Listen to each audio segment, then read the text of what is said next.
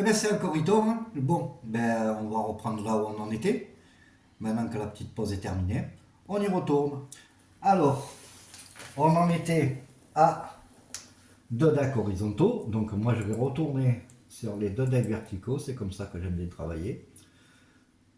Donc, je vous avais montré transition.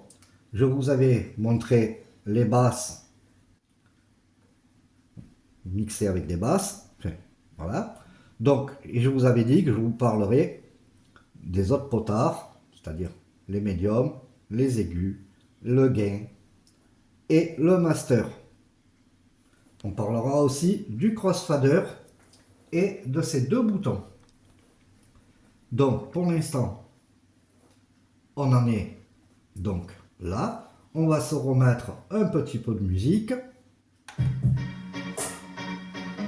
Je vais baisser et je vais rentrer plus en détail sur les potards. Donc, comme vous avez vu tout à l'heure, les basses, eh ben, à gauche, on les coupe. Au milieu, ils sont en position normale. Et à droite, on les augmente. Pareil pour les médiums. On coupe les médiums.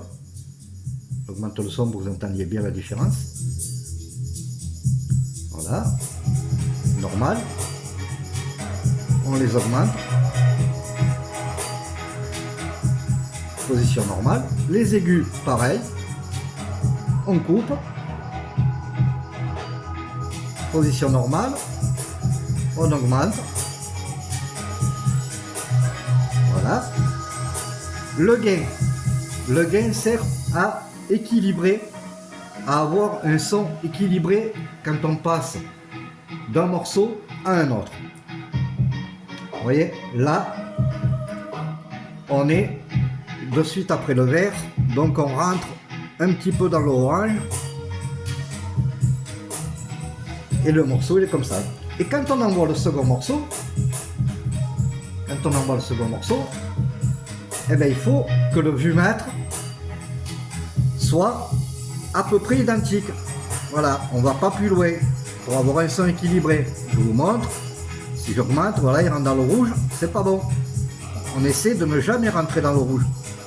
Voilà, donc je descends.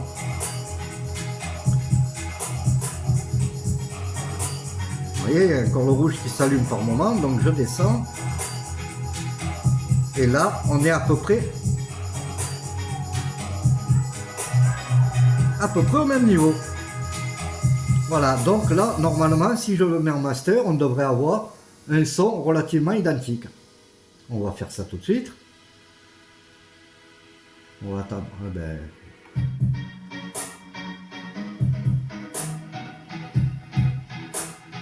On va couper brutalement pour que vous entendiez bien qu'il y a la même chose. Et il est légèrement plus élevé, donc je peux le rediminuer un peu. Voilà, là ça a l'air à peu près. Voilà, vous voyez les vumètres ils vont pas plus haut, ils sont à peu près pareils. Voilà, donc ça sert à ça. On va diminuer le son. Voilà. Donc je vous ai dit à quoi servait le gain. Maintenant je vais vous parler du master. Le master c'est ni plus ni moins que le réglage du son que vous envoyez dans l'endroit que vous devez sonoriser. Salle de bal, un bar, enfin peu importe, c'est la puissance que vous envoyez. Vous voyez, je vais vous montrer, là c'est réglé par rapport à mon enceinte qui n'est pas au maximum, mais ça suffit puisque je suis en appartement. Et là je vais augmenter, ce serait le son que vous auriez si c'était une salle normale, mais là voilà.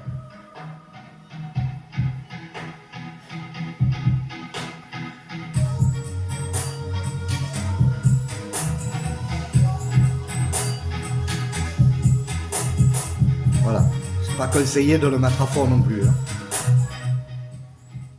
Voilà. C'est pour avoir un son, on va dire, correct. Voilà.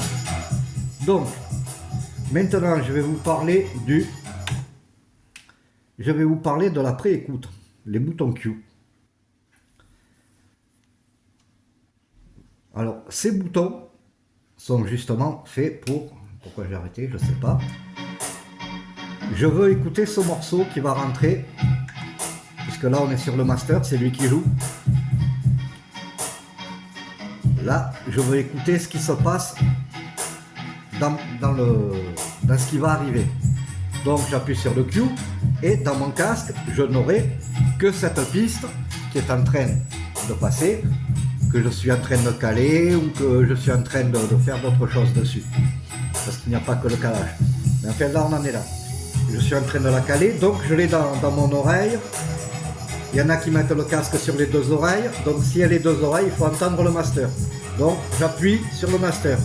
Donc là dans mon casque, j'ai un côté avec la piste, qui est en train de rentrer, et un côté avec le master de ce qui se joue dans ma salle.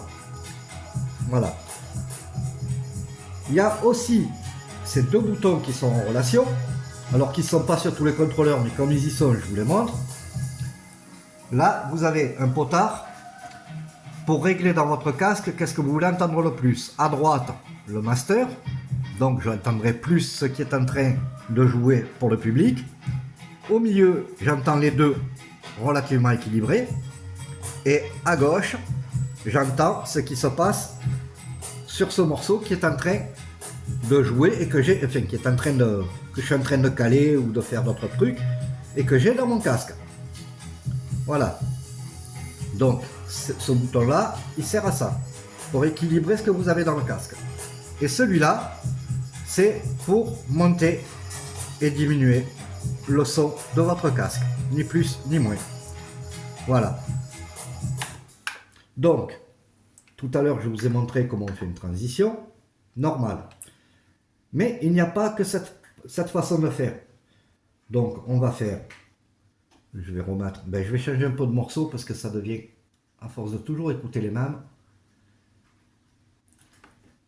ça va devenir pénible pour vous.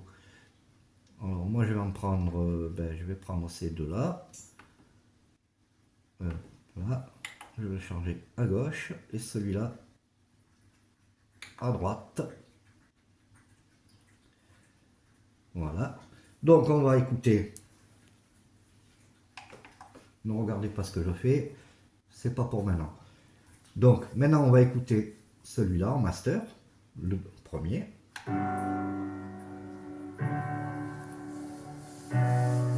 Dans mon casque, je vais caler celui-là, même s'ils sont en synchronisation. Je vais caler celui-là. Dans mon casque.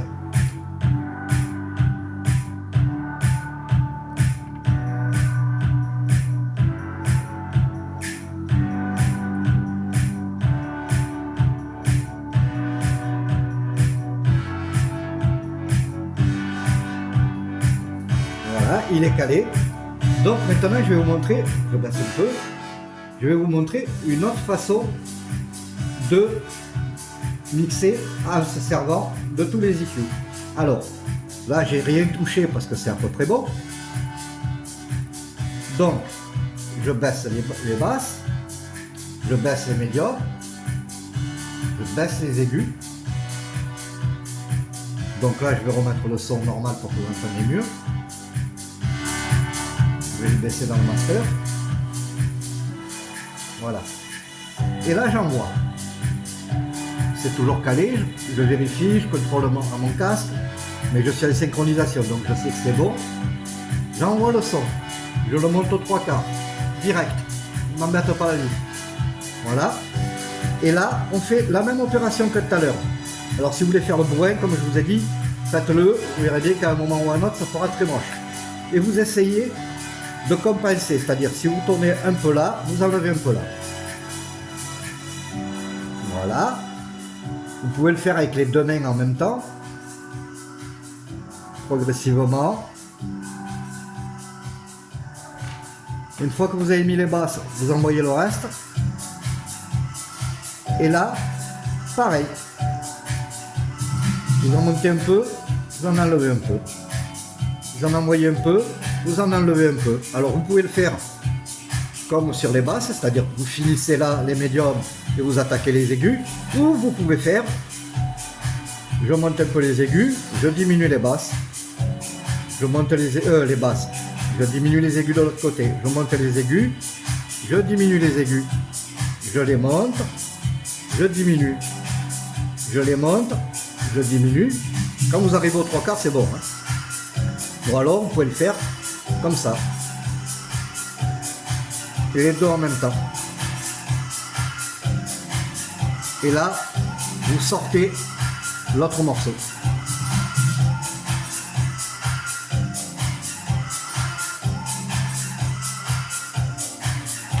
Et voilà, vous êtes passé, vous avez mixé vos deux morceaux. Voilà.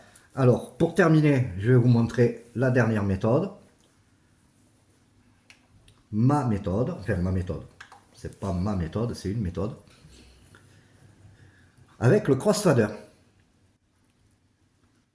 Alors, vous pouvez, avec le crossfader, vous pouvez vous permettre de n'enlever que les basses ou modifier légèrement. Enfin, c'est à vous, avec les oreilles de vos oreilles, de voir comment ça se passe. Donc, j'envoie le premier morceau. Voilà. On va imaginer que je l'ai calé. Je vais d'ailleurs essayer de l'approcher. Je ne vais pas le caler. Voilà. On est d'accord? Donc, vous prenez votre crossfader. Vous le mettez du côté de la musique qui passe dans le master. Donc, que le public entend. Vous augmentez le son du deuxième, puisqu'il est en train de jouer. Il est synchronisé, vous avez déjà tout préparé à l'avance, comme il faut. Vous avez réglé votre gain, master on ne touche pas trop. Et là, délicatement, avec le crossfader, vous allez faire votre transition. Alors vous pouvez intervenir sur les basses, les médiums et les aigus des deux côtés, hein, puisque vous avez besoin que d'une main, admettons. Voilà, je vais le faire qu'avec les basses.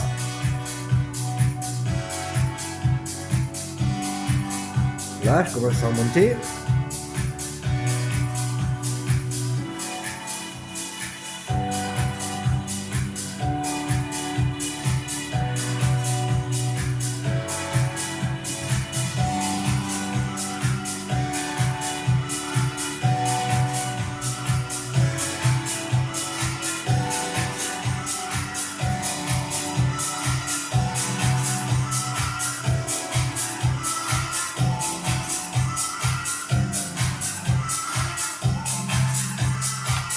Et voilà, vous avez fait votre transition.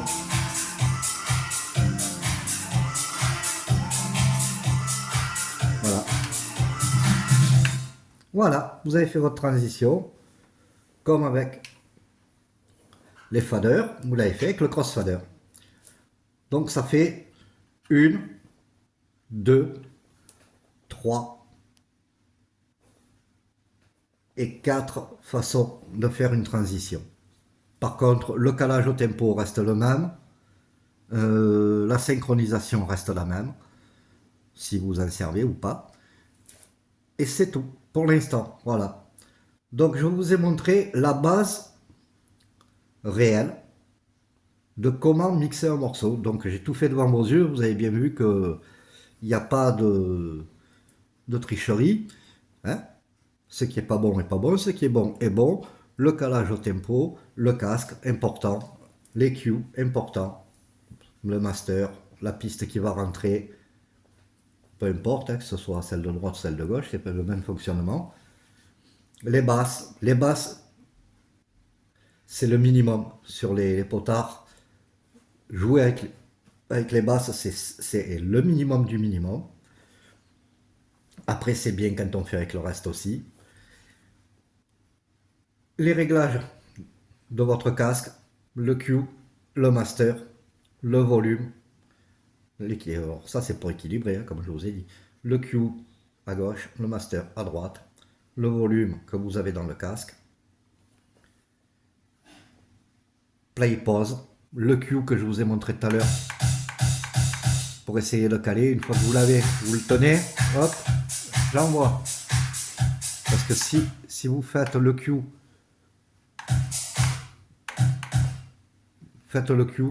comme ça, vous le lâchez, il revient, ça sert à rien. Une fois que vous l'avez calé, ça c'est dans votre casque bien sûr, une fois que vous l'avez calé, vous appuyez sur le bouton play et ça continue. Voilà, je vous ai montré tout ce qu'il y avait à montrer dès le départ. Donc maintenant, c'est à vous de jouer. Vous avez les bases, les vraies bases.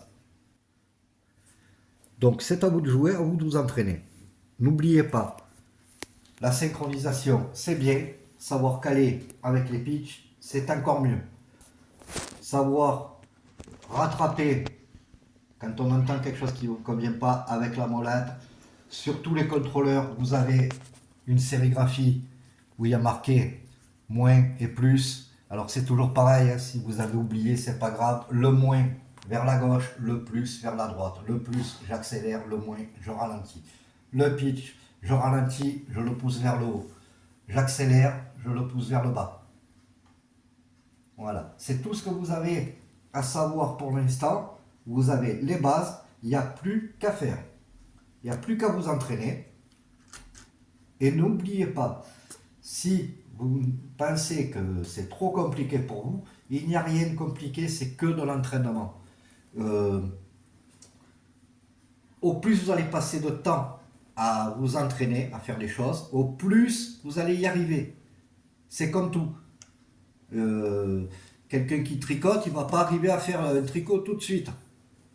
Ben là c'est pareil, vous tricotez pas, faites de la musique. Et pour y arriver, il faut de l'entraînement. Donc là vous avez les bases minimales, à vous de vous en servir. Et je répète, servez-vous de l'analyse normale pour vous entraîner au calage au tempo. La synchronisation, c'est pour vous aider quand vous avez envie de vous amuser, que vous n'y arrivez pas, que ça fait un moment que vous êtes passé dessus.